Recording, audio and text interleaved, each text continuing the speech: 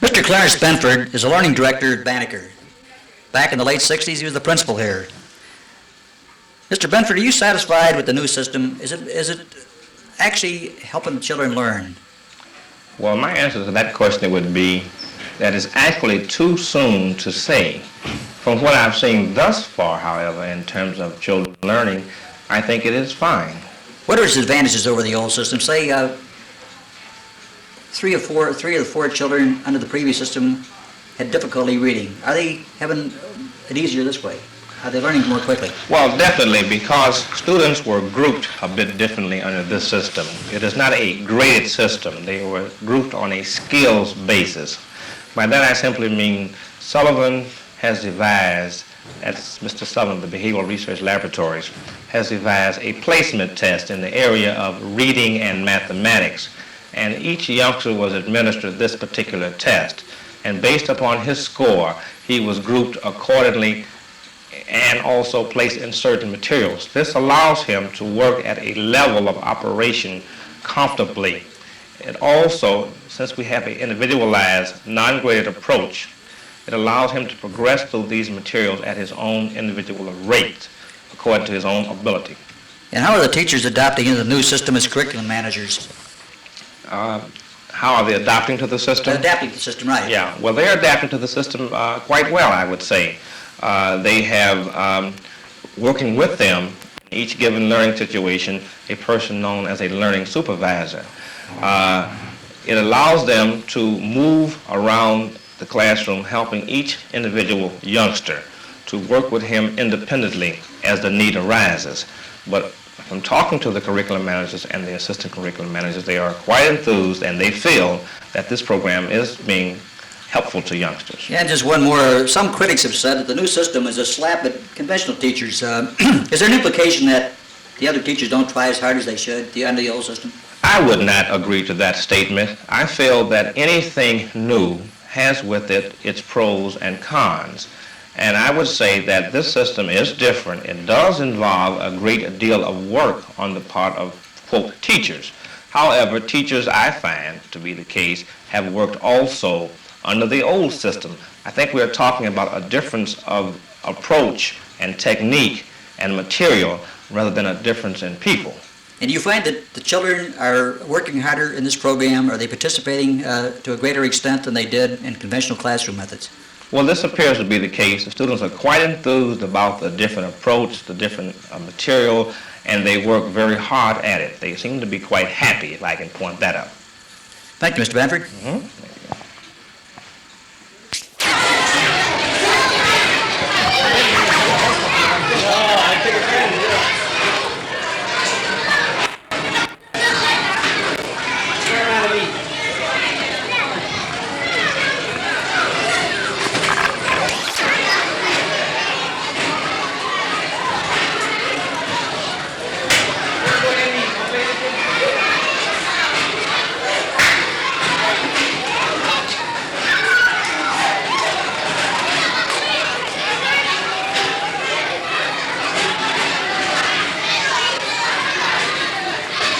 Up in the background.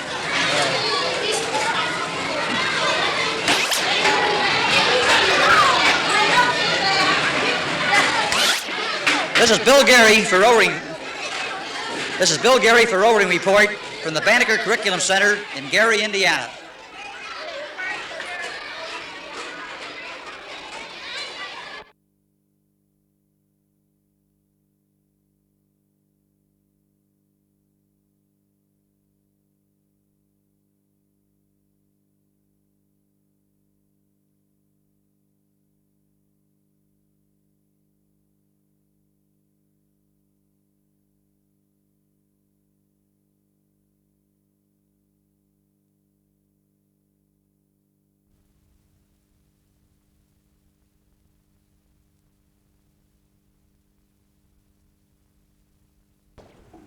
And we're rolling.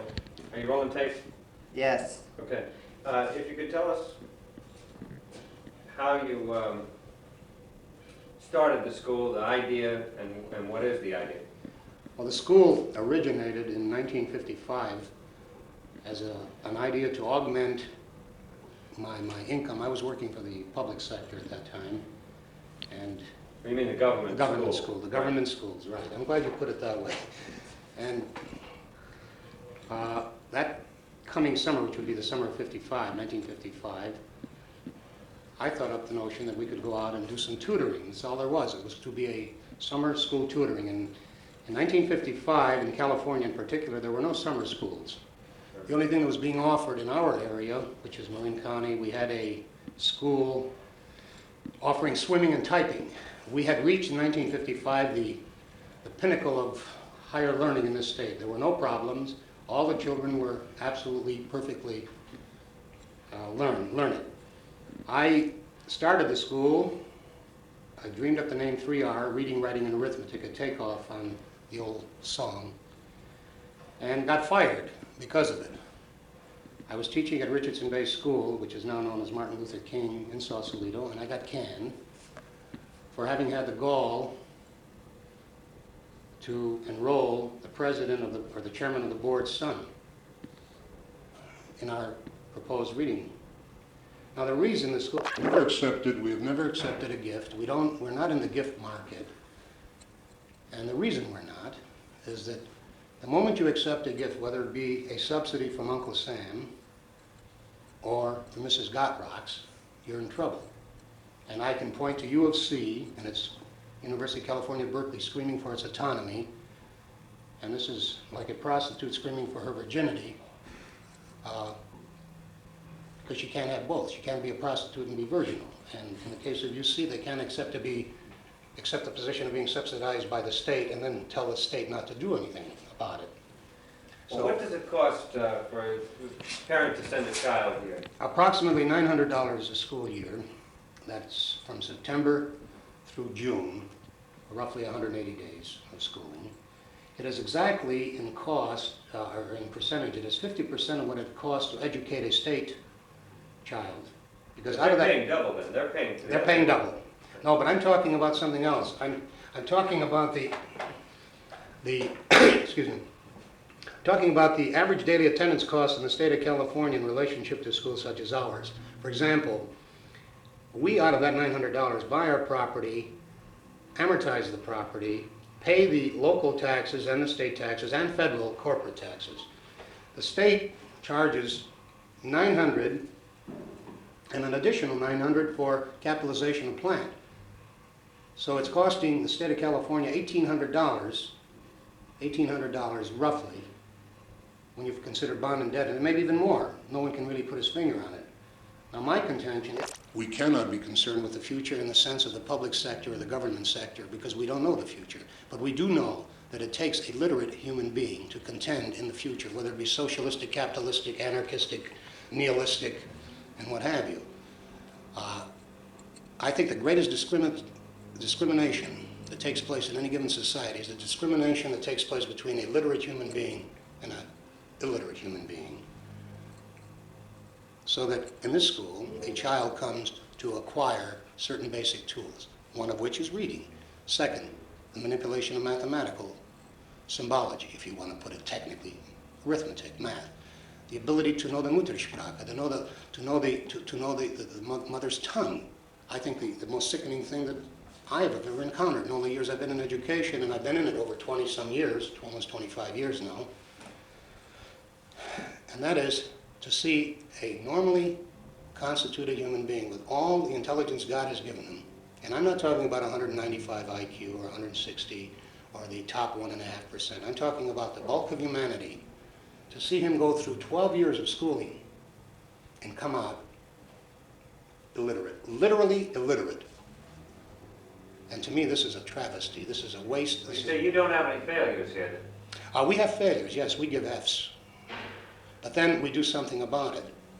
And we're more interested. Out of school, or do you keep... No, we work with them. We never throw a child out for failing. We throw a child out for misbehaving.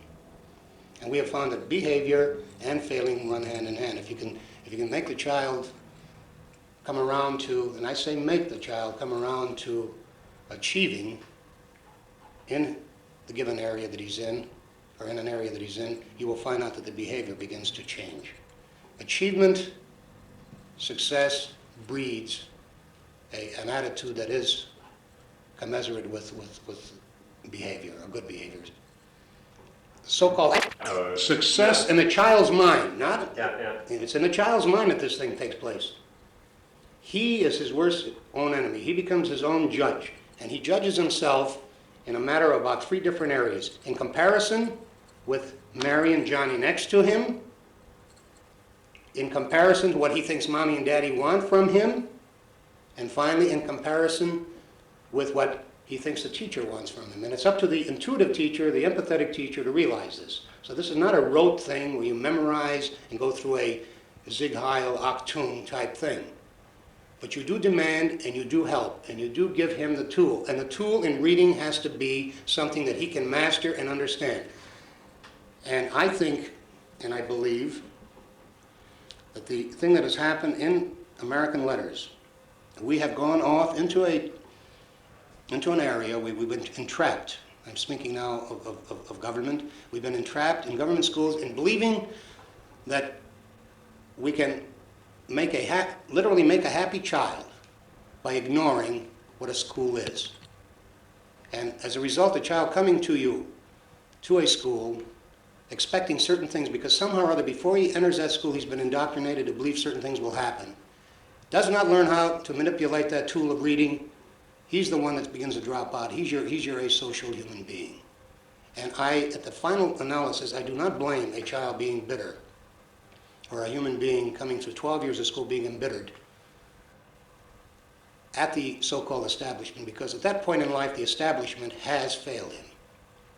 Because no one About the business of giving money rewards, stamps, and really cash-type awards to kids for achievement in school. You don't do this here. I don't do it here. What do you think about that? I would not be opposed to it if it. My attitude has always been that if you can motivate a child, I'll put it another way. If you can, no matter how you do it, if it motivates the child, I'm in favor of it. If bribing him to perform, if this is the key that makes that child respond, then by golly, don't be afraid to use it. Now, you can overdo it. You can get to the point where every time a kid, I'm thinking my own family, now let's get out of the school. Every time I ask something to do, he says, I'll do it if you give me 50 cents. This is not what I'm talking about. I'm talking about a reward for an action. I'm talking about a teacher who has enough sense to say to a youngster, job well done. And to be truthful with that youngster. A teacher who has enough sense to give that child an F, a failing grade, and then go about and show that child how to arrive above that failing grade. In other words, make up for that failing grade. There's no credit, but I will not prevent his reading about some of these half-baked utopias, etc. And that is where we differ. And if you want to analyze it in terms of freedom, I think we are freer here to do things than any school in the government sector. Because the thing that keeps us on the muscle or keeps us on the ball is no one has to come here. We have to do a certain production. We produce. And by golly, we listen. Don't you kid yourself. We listen. We listen to teachers, we listen to parents, we even listen to the little ones. And to say the opposite, that we are pseudo-parents, that we are pseudo, you name it, is a lie. It's a travesty. So when a child comes to this school, this is a unique experience for him. Whether he likes it or not is really immaterial to me. I couldn't care less. I don't lose any sleep over it. He's here. He's my charge. He's our responsibility. If you don't like the package, if you don't like the product, thank you very much. It was nice knowing you. Goodbye. And don't show up. And if 500 of you, 400 of you do not show up, then obviously we're all wet. And it was a great idea. And then I go back to where I came from, as they say, and let it go at that. But I think we're on the right track when you consider that this thing has grown from nothing, from $90, and it's only now on the verge of breaking through on a really horizontal, front. And what are we teaching? We're teaching what? Tools to acquire knowledge. We're not teaching social mechanics. We're not teaching slice of life. We're not teaching Gestalt psychology. We're not teaching Freudian adjustment. We're not teaching feelies under the blanket. What is that? The sensitivity. We're not teaching copulation in grade 1. We don't. Believe me, they'll learn that without me. We're teaching them the written word, the written word. That's all we're doing. And we're leaving the rest of it up to Mama and Papa and saying, okay, you were man enough to crawl in, be man enough to take care of it. Just get up.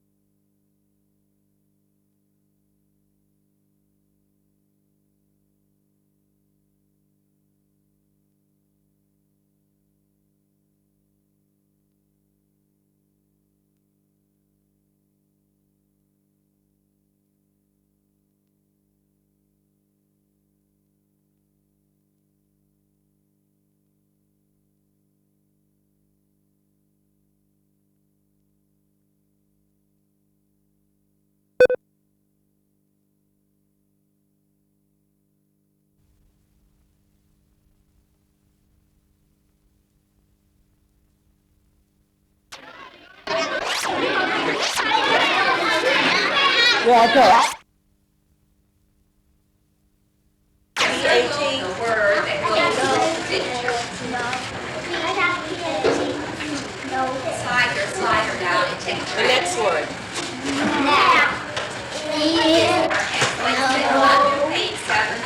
The next word is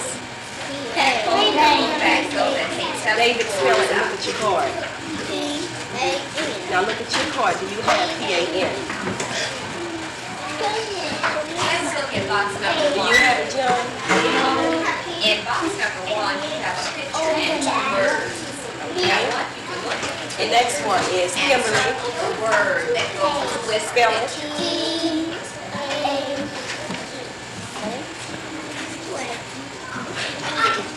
Do you have it, John? T-H-E? Slide your slider out. No, that's P-I-P. David, do you have P-I-N? Do you have it? All right, slide your slider out. The next word. Is that correct? I don't have correct. Do you have it? You have a legal, John. Okay, the next word. Middle letter. What does P-E-G spell? Okay. Okay. All right, what is the Next word. letter? Do you have it? Now to box number four. The English letter. Write the letter that has the sound. Oh, she does have it. Write the sound. Okay. So then we have to start over.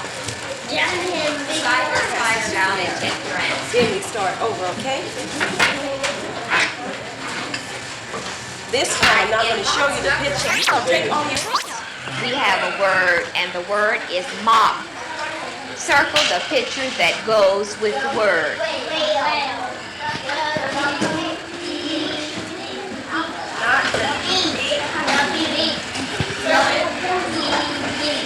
Slide your slider down and check your answer. All right, let's look at box number 7. In box number 7, you have a picture and 2 words. Look at the picture and circle the word that goes with the picture. The word that goes with the picture.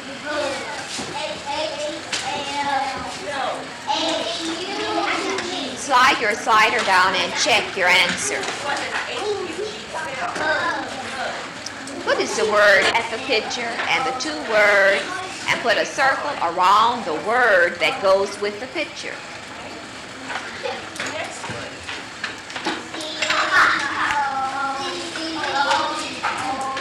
Slide your slider down and check your answer.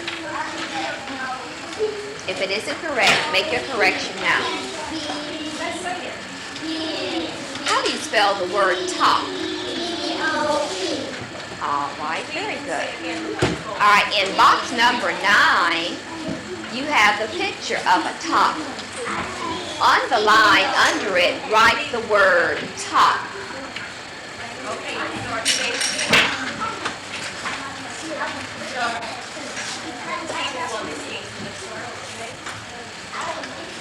Slide your slider down and check your spelling. How do you spell the word top? Very good. Now in box number 10, you have the picture of a mop. Under the picture, write the word mop.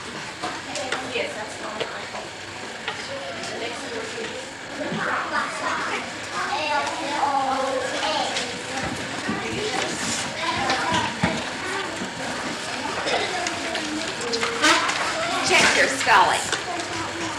How do you spell mop? All right, now if you didn't spell it correct, make your correction now. All right, slide your slider under the page and open it so that we are on page 76.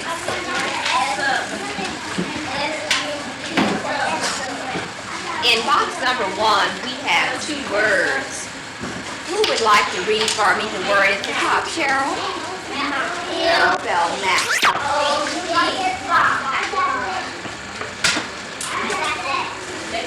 In box number 2, I want you to circle the word that goes with the picture. What is the picture in box number 2? Page 3?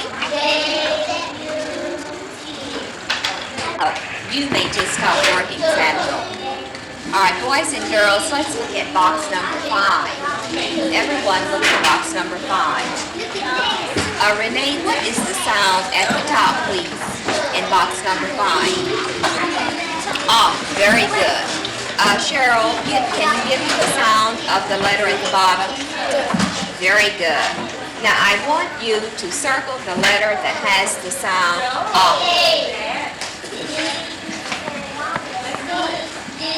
Very good. Now, what is the other circle?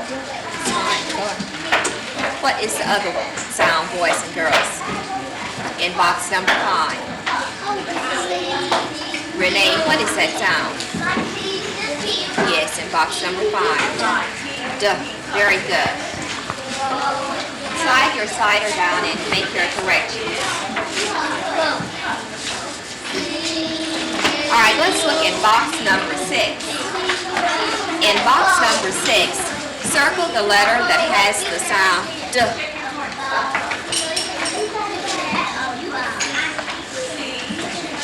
All right, Cheryl, what is the sound of the letter at the bottom? Very good. Do that again, teacher. Cheryl, what is the sound of the letter at the bottom? Very good. All right, in box number 7, boys and girls, I want you to trace over the dots to complete the sound D. Okay, the first one this time is. No. Slide your slider down and check your answer. All right, Renee, would you give me that sound in box number 7? Very good. Do that again, teacher. Renee, would you give me the sound in box number 7? Fine. Would you take your hand out? When you give your answer. All right, let's do number 7 over again. All right, in box number 7, Renee, would you give me that sound? Duh. Very good. All right, in box number 8, I want you to trace over the dots to complete the letter D.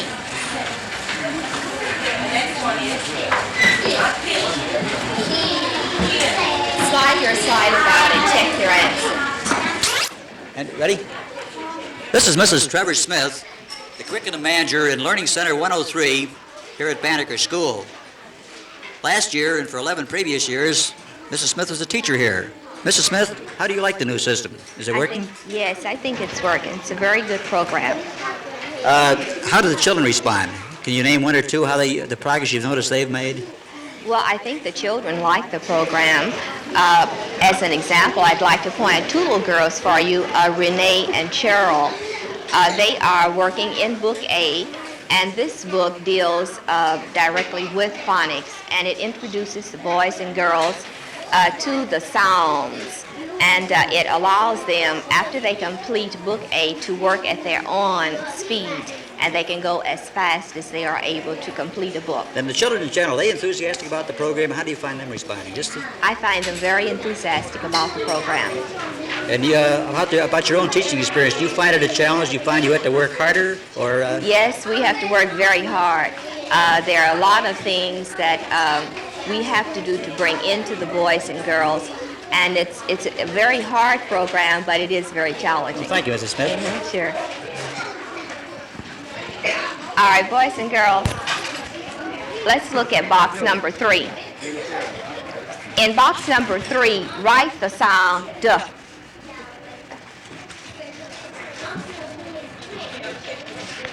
All right, what letter did you?